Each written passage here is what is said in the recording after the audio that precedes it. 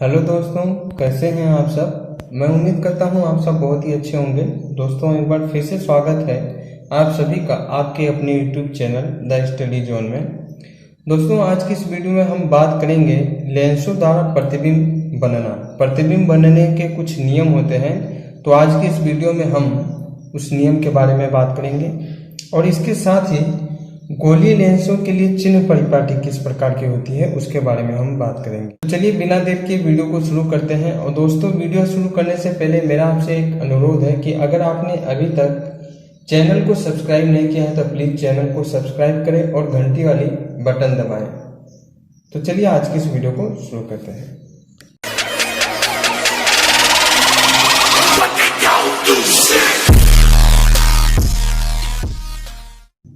दोस्तों, आज का पहला टॉपिक है लेंसों द्वारा प्रतिबिंब बनना, इमेज फॉर्मेशन बाय लेंसेज।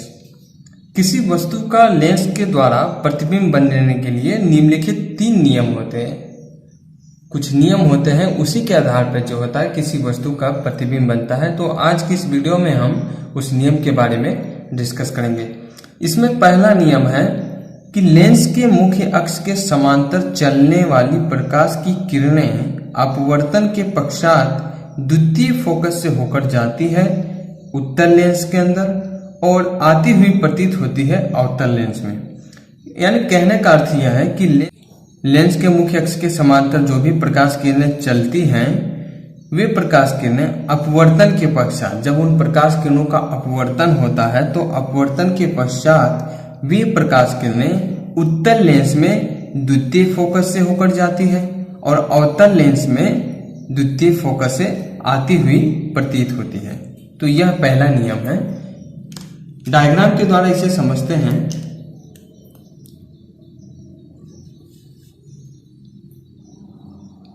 यह है उत्तल लेंस, ठीक है, उत्तल लेंस। यह है उत्तल लेंस, ठीक। यहां पे इसका फोकस होगा F1 और यहां पे इसका फोकस होगा F2 और यहां पे इसका प्रकाशित केंद्र O होगा, ठीक है। अब क्या कह रहा है पहले नियम में कि लेंस के मुख्य अक्ष के समांतर चलने वाली प्रकाश की किरणें, कोई प्रकाश किरण है इस लेंस के मुख्य अक्ष के समांतर इस प्रकार चलती है। लेंस का यह क्या है, यह मुख्य अक्ष है, मुख्य अक्ष है, ठीक है। तो लेंस के मुख्य अक्ष के समांतर चलने वाली प्रकाश की किरणें अपवर्तन के पश्चात उत्तल लेंस के अंदर, उत्तल लेंस में अपवर्तन के पश्चात मुख्य फोकस यानी द्वितीय फोकस से होकर जाती है। तो ये अपवर्तन होगा इसका और द्वितीय फोकस से होकर इस प्रकार यह प्रकाश किरणें चलती है, ठीक है। अपवर्तन के पश्चात द्वितीय फोकस से होकर जाती है प्रकाश की किरणें। अवतल लेंस की बात करें तो अवतल लेंस का द्वितीय फोकस इस तरफ होता है और तो द्वितीय फोकस उत्तल लेंस का इस तरफ होता है और प्रथम फोकस इस तरफ होता है। तो जब प्रकाश किरणें मुख्य अक्ष के समांतर चलने वाली लेंस पर आपतित होती है तो अपवर्तन होता है और अपवर्तन के पश्चात जब इन प्रकाश किरणों को पीछे की तरफ आगे बढ़ाए तो ऐसा प्रतीत होता है कि यह प्रकाश किरण जो है वो द्वितीय फोकस से आती हुई प्रतीत होती है। कहां से आती हुई प्रतीत होती है? द्वितीय फोकस से। तो लेंस के द्वारा प्रतिबिंब बनने का जो पहला नियम है वह नियम यह कहता है कि लेंस के मुख्य अक्ष के समांतर चलने वाली प्रकाश की किरणें अपवर्तन के पश्चात द्वितीय फोकस से होकर जाती है उत्तल लेंस के अंदर और अवतल लेंस में द्वितीय फोकस से आती हुई प्रतीत होती है। दूसरे नियम की बात करें तो दूसरा नियम कहता है कि लेंस के प्रथम मुख्य फोकस से होकर जाने वाली या फिर प्रथम मुख्य फोकस की ओर जाती हुई प्रतीत होने वाली प्रकाश की किरण अपवर्तन के पश्चात मुख्य अक्ष के समांतर हो जाती है। ये है उत्तल लेंस, ठीक है। यहाँ पे लेंस का प्रकाशित केंद्र है और यहाँ पे इसका प्रथम मुख्य फोकस F1 है और यहाँ पे द्वितीय मुख्य फोकस F2 है और यह लेंस का मुख्य अक्ष है। तो लेंस के प्रथम मुख्य फोकस यानी F1 से होकर जाने वाली जो भी प्रकाश किरणें हैं, जब यह लेंस पर आपतित होती है तो अपवर्तन के पश्चात ये प्रकाश किरणें मुख्य अक्ष के समांतर हो जाती है। ये प्रकाश किरणें इस प्रकार मुख्य अक्ष के क्या हो जाती हैं, समांतर हो जाती है। इसी प्रकार अवतल लेंस में बात करें, यह था उत्तल लेंस, ठीक है। अवतल लेंस में बात करें, यहाँ पे इसका द्वितीय फोकस होता है और यहाँ पे इसका मुख्य फोकस F1 होता है और यहाँ पे प्रकाशिक केंद्र O होता है। तो प्रकाश की किरणें, कोई भी प्रकाश की किरणें आती है अवतल लेंस पर जब, तो अपवर्तन के पश्चात ये प्रकाश किरणें मुख्य अक्ष के समांतर हो जाती है इस प्रकार, ठीक है। प्रकार मुख्य अक्ष के समांतर हो जाती है। ये प्रकाश किरणें जो है वे प्रथम मुख्य फोकस की ओर जाती हुई प्रतीत होती है। तो द्वितीय नियम क्या कहता है कि लेंस के प्रथम मुख्य फोकस यानी F1 से होकर जाने वाली प्रकाश की किरणें उत्तल लेंस में मुख्य अक्ष के समांतर हो जाती है अपवर्तन के पश्चात, और अवतल लेंस में प्रथम मुख्य फोकस की ओर जाती हुई प्रतीत होने वाली प्रकाश की किरणें अपवर्तन के पश्चात मुख्य अक्ष के समांतर हो जाती है। तीसरा नियम कह रहा है कि लेंस के प्रकाशिक केंद्र से होकर जाने वाली प्रकाश की किरणें अपवर्तन के पश्चात बिना विचलित हुए सीधे निकल जाती है।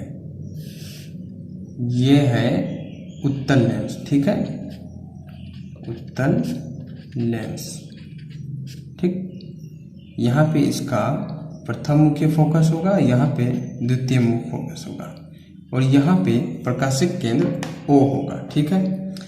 तो लेंस के प्रकाशिक केंद्र पर जो प्रकाश किरणें आती है इस प्रकार यह है बिना विचलित हुए सीधे ही निकल जाती है। इसी प्रकार में अवतल लेंस में देखें तो यह अवतल लेंस का प्रकाशिक केंद्र होता है और यहाँ पे इसका मुख्य फोकस 2 होता है और यहाँ पे प्रथम मुख्य फोकस और यहाँ पे द्वितीय मुख्य फोकस होता है। तो जब भी प्रकाश की किरणें प्रकाशिक केंद्र पर आती है तो यह सीधे ही बिना विचलित हुए सीधे निकल जाती है। तो तीसरा नियम क्या कह रहा है कि लेंस के प्रकाशिक केंद्र से होकर जाने वाली प्रकाश की किरणें अपवर्तन के पश्चात बिना विचलित हुए सीधे निकल जाती है। तो दोस्तों इन 3 नियम के आधार पर किसी वस्तु का जो है वो प्रतिबिंब बनता है। अब बात करते हैं गोलीय लेंसों के लिए चिन्ह परिपाटी किस प्रकार होती है। तो जिस प्रकार हमने गोलीय दर्पण के बारे में पढ़ा था, गोलीय दर्पण में जिस प्रकार हमने चिन्ह परिपाटी का उपयोग किया था उसी प्रकार गोलीय लेंस में होता है, लेकिन बस वहां पे हमने जो दूरियां नापी थी वह दर्पण के ध्रुव से नापी थी। यहाँ पे हम प्रकाशिक केंद्र, लेंस का जो प्रकाशिक केंद्र O है, यहाँ से हम सभी दूरियां को नापेंगे। तो देखिए यह उत्तल लेंस का चित्र बना हुआ है। यहाँ पे देखिए जो वस्तु है वह लेंस के हमेशा बाईं ओर रखी जाती है। हमने गोलीय दर्पण में भी पढ़ा था और गोलीय लेंस में भी यही बात है कि वस्तु जो है वो लेंस के बाईं ओर रखी जाती है, ठीक है। लेंस के प्रकाशिक केंद्र के बाईं ओर की दूरी को ऋणात्मक लिखा जाता है। इस तरफ की जो दूरी है बाईं ओर, प्रकाशिक केंद्र के बाईं ओर की दूरी ऋणात्मक होती है। आपतित किरण की दिशा जो है वो आपतित किरण की दिशा धनात्मक होगी, क्योंकि यह जो है यह प्रकाशिक केंद्र की तरफ जाती है, ठीक है। उसके बाद में वस्तु की ऊपर की ओर लंबाई जो होगी वो भी धनात्मक लिया जाएगा। प्रकाशिक केंद्र के दाईं ओर की दूरी भी धनात्मक होगी और प्रतिबिंब के नीचे की, यहाँ पे वस्तु का प्रतिबिंब बनता है तो प्रतिबिंब जिस तरह बनता है यानी नीचे की ओर लंबाई जो होगी वो ऋणात्मक होगी, ठीक है। तो गोलीय लेंस में क्या होता है कि वस्तु जो होती है वह लेंस के बाईं ओर रखी जाती है और वस्तु का ऊपर की ओर लंबाई जो है वो धनात्मक होती है और इसका जब प्रतिबिंब बनता है तो नीचे की ओर लंबाई इसकी ऋणात्मक होती है। प्रकाशिक केंद्र के बाईं ओर की दूरी जो है यानी वस्तु की जो दूरी है वह ऋणात्मक होगी, क्योंकि प्रकाशिक केंद्र के बाईं ओर की दूरी है। उसके बाद प्रकाशिक केंद्र के दाईं ओर की जो दूरी है वह धनात्मक होगी। तो उम्मीद करता हूं आपको ये समझ में आ गया होगा कि गोलीय लेंस के लिए चिन्ह परिपाटी का प्रयोग करते समय दूरियां जो है वो किस प्रकार नापी जाती है। तो आइए कुछ दूरियों के बारे में जान लेते हैं कि उत्तल लेंस में दूरी किस प्रकार की होगी और अवतल लेंस में किस प्रकार की होगी। तो पहले बात करते हैं फोकस दूरी की। तो फोकस दूरी उत्तल लेंस में धनात्मक होगी और अवतल लेंस में ऋणात्मक होगी। वस्तु की दूरी की बात करें तो दोनों में ही ऋणात्मक होगी, क्योंकि यह प्रकाशिक केंद्र के बाईं ओर स्थित होता है। वस्तु की ऊंचाई की बात करें तो उत्तल लेंस में धनात्मक होगा, अवतल लेंस में भी धनात्मक होगा, क्योंकि ऊपर की ओर लंबाई क्या होती है, धनात्मक होती है। आभासी प्रतिबिंब की दूरी की बात करें, जो आभासी प्रतिबिंब बनेगा तो उत्तल लेंस में तो ऋणात्मक बनेगा और अवतल लेंस में भी ऋणात्मक बनेगा, क्योंकि प्रकाशिक केंद्र की दाईं ओर की दूरी धनात्मक होती है। लेकिन नीचे की ओर यानी जहां पे प्रतिबिंब बनता है, प्रतिबिंब तो वास्तविक और उल्टा बनता है ना, तो प्रतिबिंब नीचे की ओर लंबाई जो होगी उसकी ऋणात्मक होगी। आभासी प्रतिबिंब की लंबाई की बात करें तो आभासी प्रतिबिंब की लंबाई जो है वह है उत्तल लेंस में तो धनात्मक होगा, अवतल लेंस में भी धनात्मक होगा। अवतल लेंस और उत्तल लेंस दोनों में यह प्रतिबिंब की जो लंबाई होगी वो धनात्मक होगा।